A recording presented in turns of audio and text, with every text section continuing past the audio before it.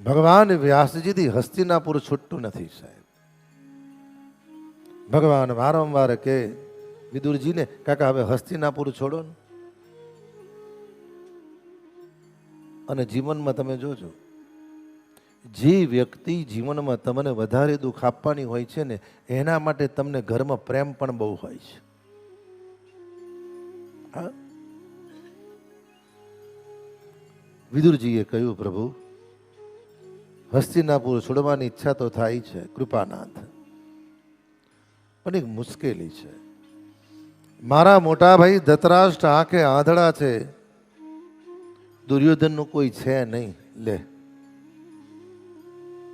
એને બિચારાને છોડીને જવું કેવી રીતના? ભાઈ, આ બિચારા શબ્દ એ તો જગતના માણસોને આળસુ બનાવી દીધા સાહેબ. હા,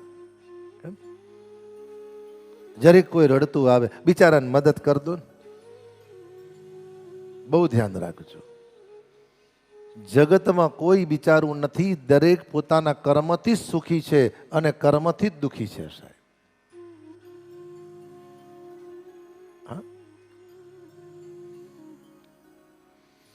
ગંગાના કિનારે બેઠેલા શૌનકાદી મહાપુરુષો હીન શ્રોતા છે.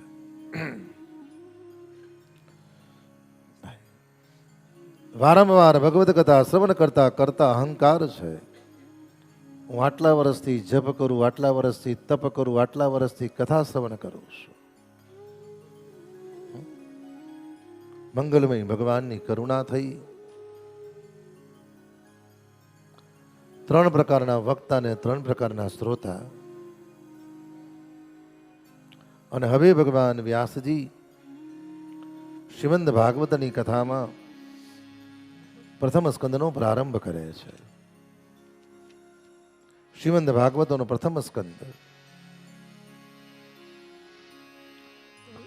જેના 19 અધ્યાય છે. એટલું જ નહીં, પ્રથમ સ્કંદને ભગવાન વ્યાસજીએ અધિકાર લીલા કહી છે.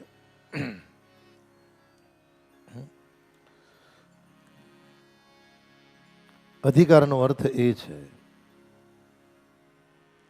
અધિકાર એટલે પાત્રતા, અધિકાર એટલે પાત્ર, અને અધિકાર એટલે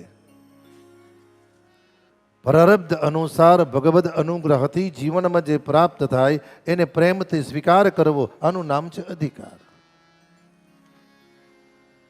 હા,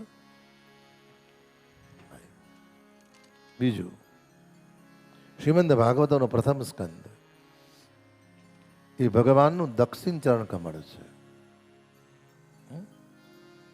એટલું જ નહીં, પ્રથમ સ્કંદ યાને શ્રીમદ ભાગવત એ ભગવાનનું વાંગમય સ્વરૂપ છે. વાંગમય સ્વરૂપનો અર્થ છે, પ્રથમ સ્કંદથી ભગવાનના દિવ્ય સ્વરૂપ અને દિવ્ય વિગ્રહનું દિવ્ય દર્શન છે.